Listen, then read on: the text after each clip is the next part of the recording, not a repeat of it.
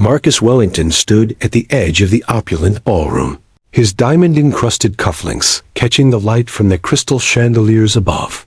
The annual Wellington Foundation Charity Gala was in full swing, and nearly 500 of the city's elite mingled beneath the vaulted ceilings of the Grand Metropolitan Hotel. Women in designer gowns worth more than most people's annual salaries glided across the marble floors, their jewelry sparkling like captured starlight, while men in perfectly tailored tuxedos discussed business deals between sips of $1,000 champagne. For the third time that evening, Marcus politely declined another invitation to dance. This time it was Victoria Ashworth, the pharmaceutical heiress whose family fortune rivaled his own. She stood before him in a stunning emerald gown that complemented her auburn hair, her smile as practiced and calculating as her business negotiations. "Oh, come now, Marcus," she purred, extending a manicured hand adorned with a 20-carat diamond ring. "Surely you won't spend the entire evening being a wallflower. The orchestra is playing Strauss, and I happen to know it's one of your favorites." Marcus adjusted his bow tie, a nervous habit he'd developed since childhood, and offered his most diplomatic smile. "I appreciate the invitation, Victoria, but I'm afraid I'm not much of a dancer tonight. Perhaps you could find a more suitable partner among our other guests." Victoria's smile faltered for just a moment before she recovered her composure. "Of course," she replied, though her tone carried a hint of wounded pride. "I suppose I'll have to settle for someone with less refined taste in partners." As she glided away, Marcus couldn't help but notice the way conversations momentarily paused as people observed the interaction. He was well aware that his consistent refusal to dance had become the evening's subtle entertainment. Whispers followed him wherever he moved, speculation about his mysterious aversion to the dance floor rippling through the crowd, like stones thrown into still water. The truth was far more complex than anyone could imagine. Marcus Wellington, despite his vast fortune built from tech innovations and strategic investments, carried within him a deep-seated fear that had nothing to do with money or business acumen. Every time he looked at the dance floor, he was transported back to his childhood, to a cramped apartment above his mother's failing bakery, where she would put on old records and try to teach him to waltz in their tiny living room. She would laugh when he stepped on her feet, her eyes bright with joy despite their financial struggles, and promise him that someday he would dance with someone special, someone who would love him not for what he had, but for who he was. That memory felt like both a blessing and a curse now. His mother had passed away 10 years ago, never having seen his rise to extraordinary wealth, and with her had gone his ability to find genuine connection with others.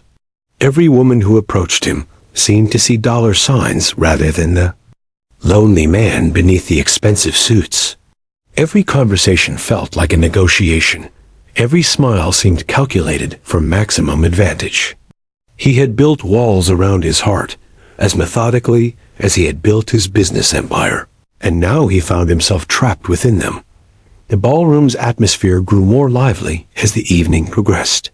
The 10-piece orchestra, positioned on a raised platform decorated with white roses and golden ribbons, transitioned into a lively foxtrot that drew dozens of couples onto the polished dance floor. Marcus watched from his position near the floor-to-ceiling windows, observing the intricate social ballet that played out before him. He could identify the real couples from the strategic pairings, could spot the business deals being negotiated through seemingly casual conversation, could read the subtle power plays that disguised themselves as polite society interactions. His assistant, James, appeared at his elbow with a crystal tumbler containing Marcus's preferred single malt whiskey. "The Henderson acquisition paperwork is ready for your review," James murmured discreetly, "and your driver is standing by whenever you're ready to leave." Marcus accepted the drink gratefully, using it as both a shield and an excuse to avoid further social interaction. "Thank you, James. I think I'll stay a bit longer." The foundation raised nearly $3 million tonight, and I should at least make an appearance of enjoying the celebration." "Of course, sir," James replied, though Marcus detected a note of concern in his assistant's voice. James had worked for him for 7 years, and had witnessed firsthand how Marcus's isolation had deepened. Over time, what had once been selective socializing had gradually evolved into an almost complete withdrawal from meaningful human connection. The irony wasn't lost on Marcus that he had organized this entire elaborate charity event, had personally overseen every detail from the menu selection to the flower arrangements, had written a substantial check to support underprivileged children's education programs, and yet felt completely disconnected from the celebration of his own generosity. He moved through his own party like a ghost, present in body but absent in spirit, watching life unfold around him without truly participating in it. As the evening wore on, Marcus found himself studying the faces of the dancers, searching for something he couldn't quite name. Perhaps it was authenticity or joy or the kind of unguarded happiness that seemed to elude him despite his material success. The women who had approached him throughout the night were undeniably beautiful, accomplished, and well-suited to his social status, yet something indefinable was missing from every interaction. They spoke the language of high society fluently, knew all the right references and connections, but behind their practiced smiles, he sensed the same emotional distance that plagued his own existence. The weight of his loneliness seemed particularly heavy tonight, amplified by the celebration swirling around him. He had everything money could buy, commanded respect in boardrooms across the globe, and could travel anywhere in the world at a moment's notice. Yet he felt more isolated than ever. The success that was supposed to bring fulfillment had instead created a barrier between him and the rest of humanity, a golden cage that grew more confining with each passing year. It was nearly 11 o'clock when the unexpected happened. Marcus had retreated to a quieter corner of the ballroom, near the service entrance, where the catering staff moved efficiently between the kitchen and the main event space. He was contemplating his exit strategy when a door he hadn't noticed before opened quietly, and 2 figures slipped into the ballroom with the careful discretion of people who knew they didn't quite belong. The first was a woman in her early 40s, wearing a simple navy blue dress that had clearly seen better days, but was immaculately clean and pressed. Her dark hair was pulled back in a practical bun, and she carried herself with the quiet dignity of someone who had learned to navigate the world through hard work and determination rather than privilege. But it was the second figure that immediately captured Marcus's attention and held it with an almost magnetic force. Walking beside the woman was a girl who couldn't have been more than 16, and she was unlike anyone Marcus had ever seen in his sophisticated social circles. She moved with an unconscious grace that spoke of natural rhythm rather than expensive dance lessons, her long dark hair cascading over her shoulders in gentle waves that caught the chandelier light. She wore a simple white dress that looked as though it had been carefully altered to fit her perfectly, and while it was clearly not designer, it possessed an elegance that put many of the evening's expensive gowns to shame. What struck Marcus most profoundly was the expression on the girl's face. Her eyes were wide with wonder as she took in the opulent surroundings, but there was no envy or calculation in her gaze, only genuine appreciation for beauty. She looked at the crystal chandeliers as though they were made of captured rainbows, at the elaborate floral arrangements as though each bloom was a small miracle, and at the swirling dancers as though she was witnessing poetry in motion. "Mama, it's even more beautiful than you described," she whispered, her voice carrying the faint accent of someone for whom English was perhaps a second language. "Look at how they move together, like they're sharing the same heartbeat." The older woman smiled, but Marcus noticed the way her eyes darted nervously around the room, clearly aware that they were out of place among the evening's invited guests. "Yes, Mia, it's very beautiful, but we must be careful not to disturb anyone. I only wanted you to see it for a moment before we begin our work." Marcus realized with a start that these must be members of the cleaning crew, arriving early to begin the extensive post-party cleanup that would transform the ballroom back to its original state. The woman's uniform was hidden beneath her dress, but he could see the practical shoes and the way she automatically assessed the room not for its beauty, but for the work that would be required once the guests departed. Something about the interaction between mother and daughter stirred a memory so powerful that Marcus felt his breath catch in his throat. The tender way the woman looked at her daughter, the protective yet encouraging tone in her voice, the obvious love that flowed between them despite their modest circumstances. It all reminded him achingly of his own mother, of the woman who had believed in his dreams even when they seemed impossible. The girl noticed him watching and offered a shy smile that was so genuinely warm and free of ulterior motive that Marcus felt something crack inside his chest. When had anyone looked at him with such uncomplicated friendliness? When had someone smiled at him without first calculating what they might gain from the interaction? "I'm sorry," she said softly, taking a small step closer while her mother hung back uncertainly. "We didn't mean to interrupt your party. My mother works for the cleaning company, and she wanted to show me where she works sometimes. She told me it was the most beautiful place in the city, and she was right." Marcus found himself moving closer, drawn by something he couldn't name. "You're not interrupting anything," he heard himself say, his voice gentler than it had been. "All evening. Your mother has excellent taste. This is indeed a beautiful room, especially when seen through fresh eyes." The girl's smile brightened, and Marcus noticed that she had unconsciously begun swaying slightly to the rhythm of the orchestra's current piece, a romantic waltz that seemed to flow through her like water, finding its natural course.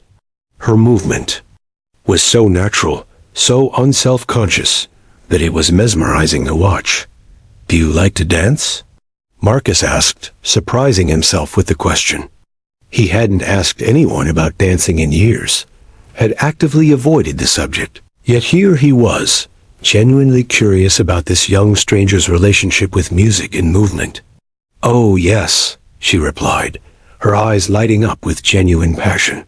"My grandmother taught me when I was very small. She said that dancing was like speaking with your soul, that it could say things that words couldn't express. But I've never danced anywhere like this, with real musicians and such a beautiful floor." Her honesty was refreshing in a way that made Marcus realize how accustomed he had become to calculated responses and hidden agendas. This girl spoke from her heart, without filtering her words through considerations of social advantage or personal gain. She was purely, authentically herself, and that authenticity was more compelling than all the practiced charm he had encountered throughout the evening. "Sophia, we should go," her mother interjected gently, clearly uncomfortable with her daughter's extended conversation with one of the wealthy guests. "The supervisor will be wondering where we are." But Marcus found himself reluctant to let them disappear back through that service door. There was something about their presence that had shifted the entire energy of his evening, had reminded him of feelings he thought he had lost forever.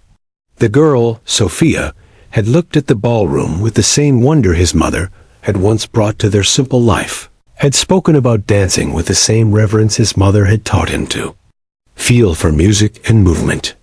"Actually," Marcus said, making a decision that surprised even himself, "I was wondering if I might ask you both to stay for just a few more minutes.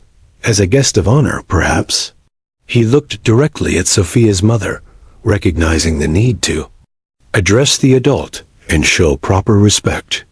"I'm Marcus Wellington, and this is actually my foundation's event. I would be honored if you would allow me to show your daughter what it feels like to dance in a ballroom like this." The request hung in the air like a delicate soap bubble, beautiful and fragile and capable of being destroyed by the slightest harsh word or sudden movement. Marcus waited, acutely aware that he was asking these strangers to trust him, to bridge. A social divide that most people in his world would consider unbridgeable. He was also aware that somewhere in the back of his mind, a voice was whispering that he was about to break his own cardinal rule about dancing, about opening himself up to the vulnerability that movement and music inevitably brought. Maria's eyes widened with a mixture of surprise, concern, and something that might have been hope. She studied Marcus's face carefully, her maternal instincts clearly evaluating whether this wealthy stranger could be trusted with her daughter's safety and dignity. The weight of their different worlds hung between them like an invisible barrier. Years of social conditioning whispering that people from their respective backgrounds simply didn't interact in this way. "Senator Wellington," Maria said carefully, her voice carrying both respect and protective caution. "You are very kind, but we don't want to cause any trouble. Sophia has never. She doesn't know the dances of people like." She paused, searching for words that wouldn't offend while still acknowledging the obvious reality of their different circumstances. Marcus understood her hesitation immediately. In her world, stepping out of place could mean losing a job, facing humiliation, or worse. He had witnessed enough corporate meetings to recognize the careful navigation that people in vulnerable positions had to perform, the way they had to protect themselves while still remaining open to unexpected opportunities. "I understand your concern," Marcus said gently, "and I respect your caution. But I give you my word that this is simply one person asking to share a dance with another person. Nothing more complicated than that. And if at any moment either of you feels uncomfortable, we stop immediately."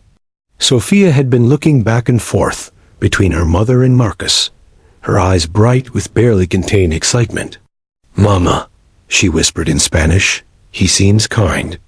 And I've always wondered what it would feel like to dance on a real ballroom floor." Marcus caught enough of her words to understand the longing in her voice, and it struck him like a physical blow.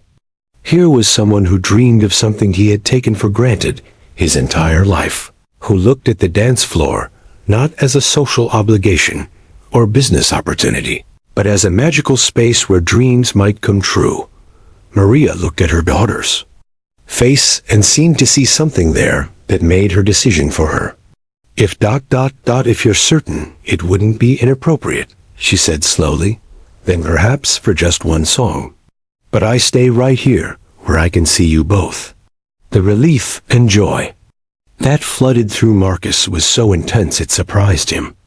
When was the last time he had felt genuinely excited about anything? When had anticipation felt like this warm electricity in his chest, rather than the cold calculation of potential outcomes? "Thank you," he said to Maria, then turned to Sophia, with what he hoped was an encouraging smile.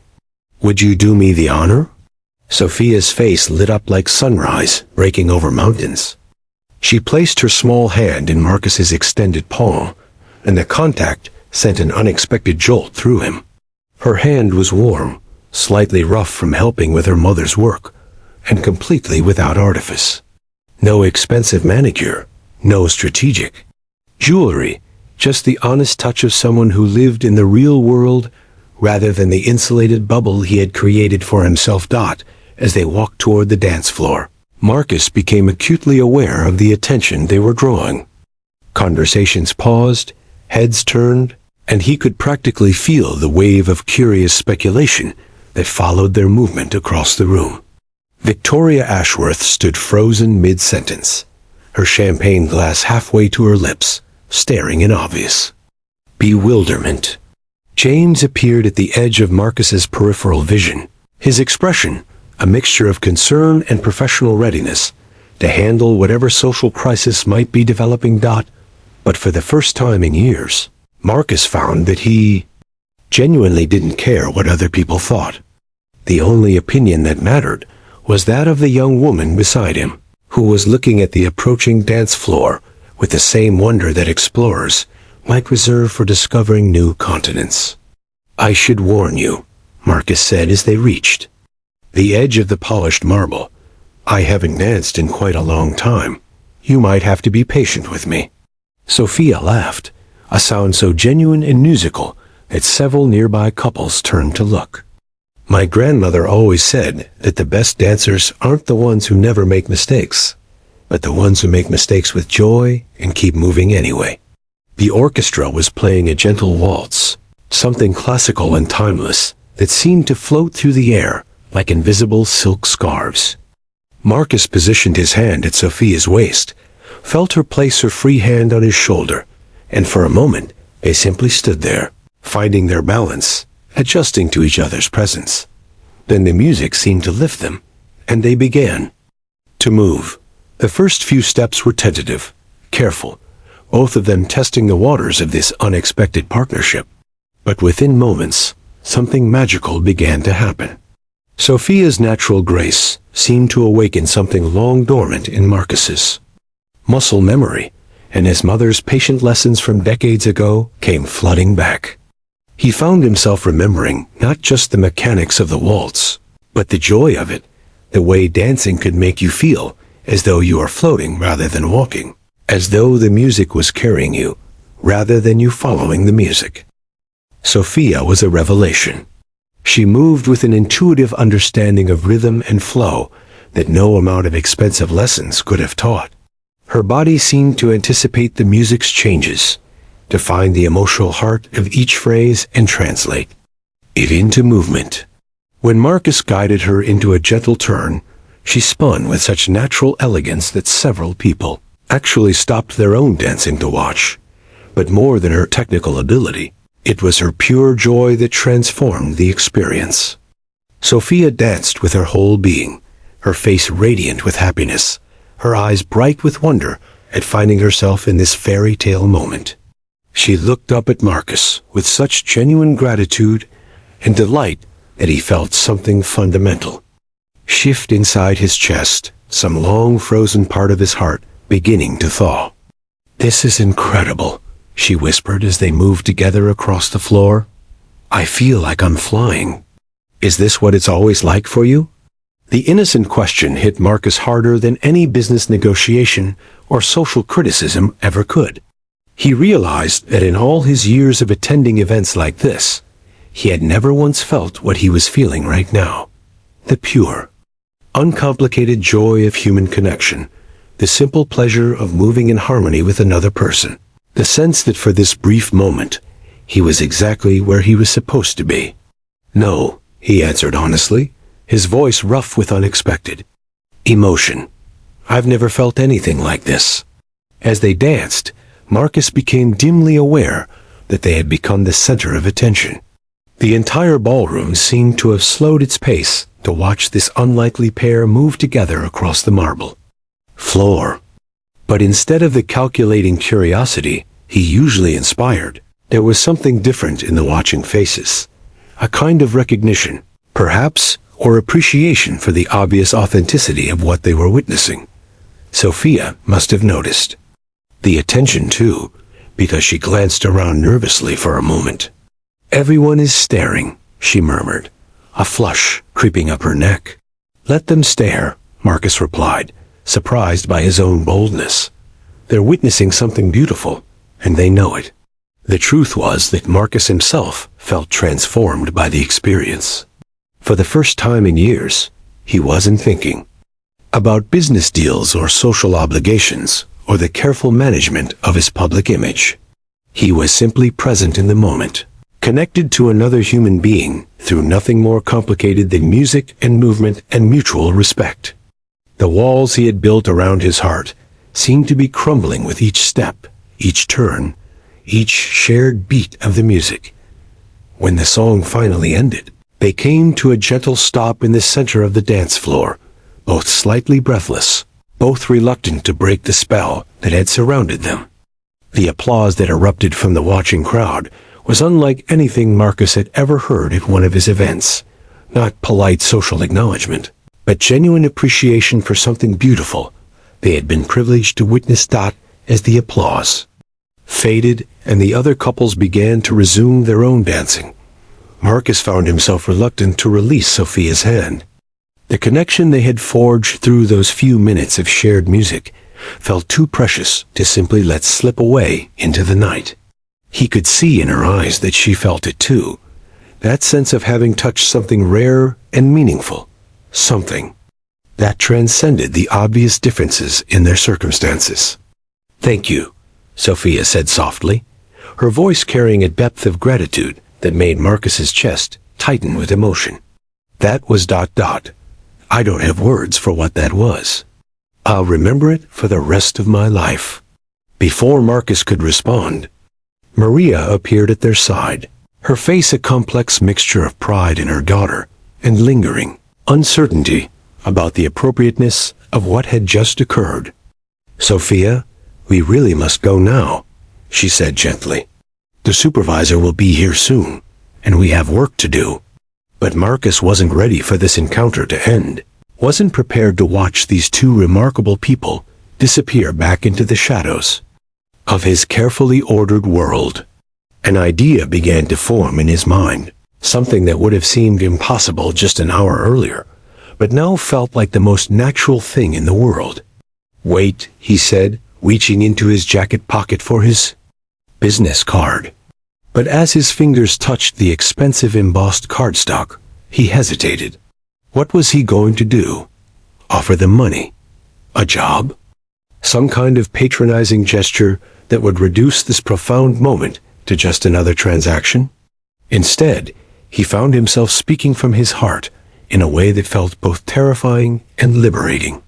"I know this might sound strange, coming from someone you've just met, but what happened here tonight ...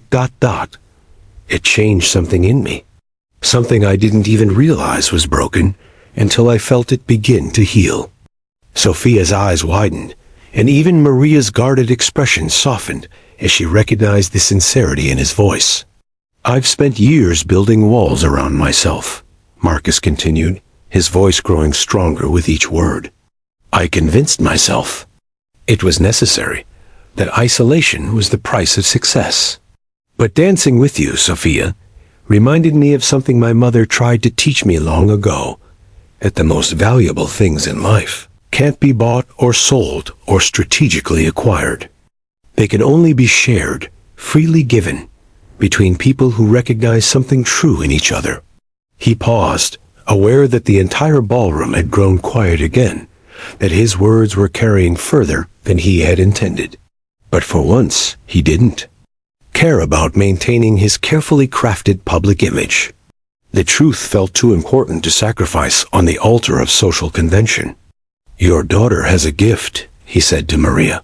"Not just for dancing, though she's extraordinary at that. She has the gift of seeing beauty where others might overlook it, of bringing joy into spaces that have forgotten how to be joyful. And you've raised her to be generous with that gift, to share it even with strangers who probably don't deserve it." Maria's eyes filled with tears, and she reached out to take her daughter's hand. "She is my greatest pride," she said simply. "Everything I do is for her future, to give her opportunities I never had." The words hit Marcus like a physical blow, reminding him so powerfully of his own mother that he had to pause to collect himself. His mother had worked herself to exhaustion, trying to provide for him, had sacrificed her own dreams so that he might have a chance at something better. And here was Maria, doing the same thing, cleaning offices and ballrooms so that Sophia might have opportunities beyond what their circumstances might otherwise allow. "What if ... Marcus began, then stopped, knowing that what he was about to propose would sound presumptuous, possibly even insulting. But the memory of dancing with Sophia, of seeing the world through her eyes for those precious few minutes, gave him courage to continue. "I run a foundation," he said carefully.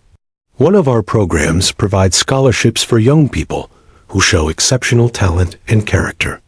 We cover tuition, books, living expenses, whatever is needed to ensure that financial circumstances don't prevent gifted individuals from pursuing their education."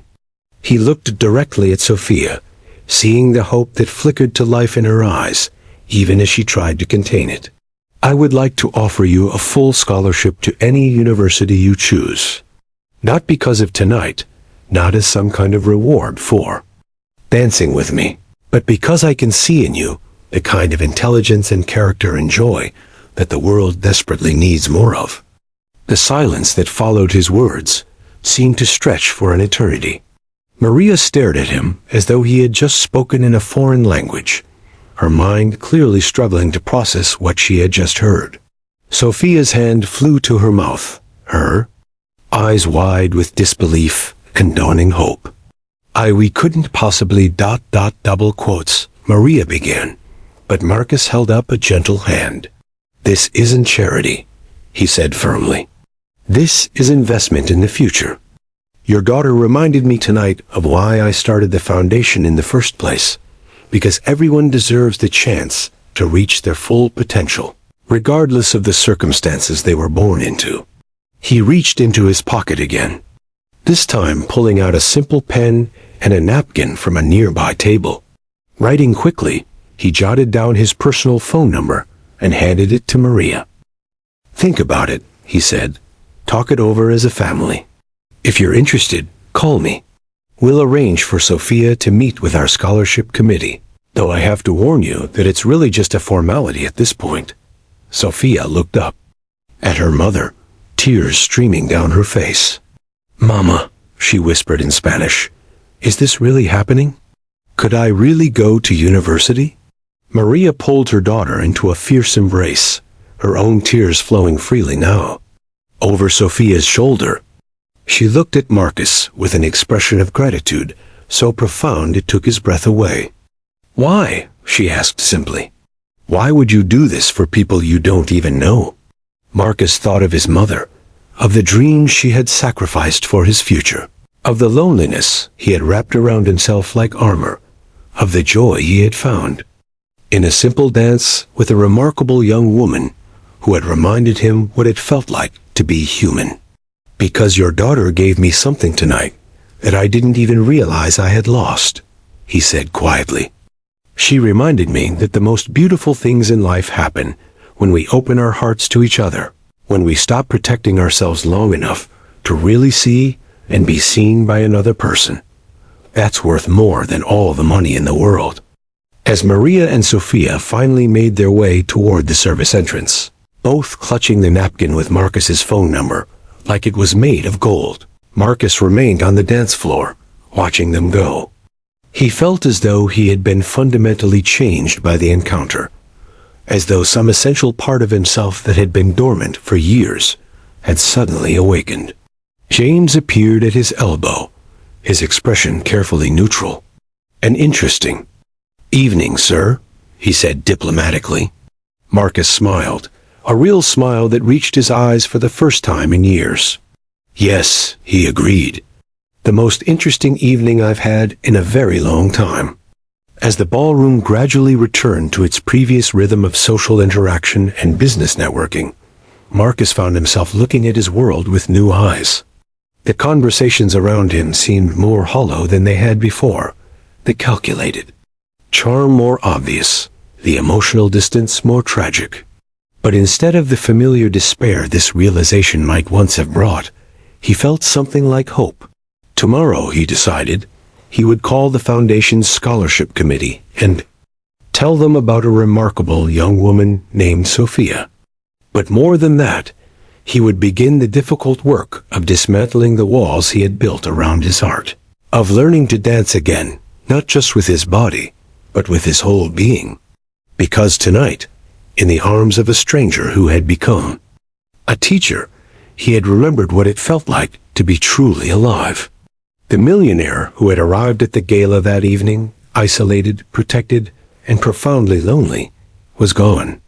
In his place stood a man who had rediscovered the courage to connect, to hope, and to believe that the most valuable treasures in life were not the ones that could be counted in bank accounts, but the ones that could only be measured by the depth of human connection and the authenticity of shared joy. And somewhere across the city, a young woman was falling asleep with dreams of university lecture halls and library stacks dancing in her head, while her mother clutched a crumpled napkin and whispered prayers of gratitude to whatever force in the universe had brought them into the path of a lonely millionaire who had remembered how to dance.